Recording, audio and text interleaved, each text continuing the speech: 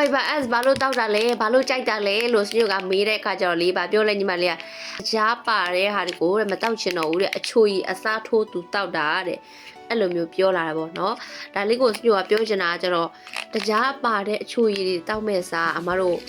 ဒီလို fiber လေးတွေတောက်တာအမတို့အတွက်အရန်အကျိုးရှိတယ်ကိုပဲချိန်မဲ့တောက်ဝမ်းမှန်တယ်လို့ဆိုပဲချိန်မဲ့တောက်လို့ရတယ်အကယ်၍ကိုကဝမ်းသွားခြင်းမလားညာအိမ်အောင်ကနေတရက်တစ်ထုပ်ဒါမှမဟုတ်နှစ်ထုပ်ဒီလိုလေးတောက်ပေးယုံနေတော့မှရတယ်ပေါ့နော်အဲ့တော့ကိုကကျတော့ဟိုအရန်ကြီးတောက်ပါလို့မပြောချင်ဘူးဒါပေမဲ့လားစမျိုးတို့တောက်ရတဲ့နေရာမှာဆိုတော့သူ့အတွက်ကတော့အရန်လွယ်ကူတယ်ပုံမှန် fiber တွေဆိုတော့တောက်ရတာနဲ့အဝင်ဆိုးတွေရှိတယ်တောက်ဖို့ခက်ခဲတာတွေရှိတယ်ဒါပေမဲ့သူ့မှာကျတော့လေအနံ့လေးဒီအနံ့လေးကဆွဲဆောင်တာဒီလား strawberry ဒိန်ဂျင်အနံ့လေးကအမားတို့ကိုဆွဲဆောင်မှုအပြည့်နဲ့ရှိစေတာမျိုးဆိုတော့ပုံမှန်ဆိုတော့ fiber တောက်ရတာအရန်ပြင်းနေဒါပေမဲ့ strawberry fiber လေးဆိုတော့တောက်ပြီးရင်တောက်ချင်ရင်ဖြစ်တဲ့အယောင်လေးကလည်းပန်းရောင်လေးဆိုတော့လေဒီဘယ်လိုပြောမလဲတည်ရကြစရာကောင်းတယ်ပေါ့နော်ဘာလို့လဲဆိုတော့ကိုကပဲ strawberry ကြိုက်လို့လာတော့မသိဘူးမြင်တာနဲ့တန်းတောက်ချင်တယ်အဲ့လောက်ထိတောင်ဖြစ်ပါတယ်ရှင်အဲ့တော့အခုဒီဗီကိုကြည့်နေတဲ့မမတွေအနေနဲ့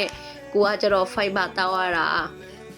ဝန်လေးနေတယ်ပေါ့နော်တခြား fiber တွေတောက်ရဝန်လေးနေရဆိုတော့ဒါလေးကြောင်းတောက်ကြည့်စေချင်ပါတယ်တောက်ဘူးလူတိုင်းကအရန်ကြိုက်ကြပြီးတော့ထက်ကမှာကြတယ်အချိုရည်စားထိုးတောက်တဲ့တူနဲ့ဝမ်းမှန်အောင်ကိုတောက်တဲ့တူနဲ့တထုပ်ကိုမှ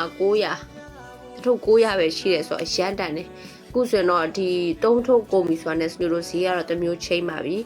အဲ့ခါကျရင်တော့ဟာစမျိုးတို့2900နဲ့900တော့ရှိသွားမယ်ပေါ့နော်ဒါလေးပါထပ်ပြီးတော့ကြီးညာလိုက်ပါလေရှင်အားလုံးကိုကျေးဇူးတင်ပါတယ်လိုချင်တယ်ဆိုတော့16500နဲ့3ထုပ်ရနေတည်းရနော်ဘိုင်ဘိုင်ပါ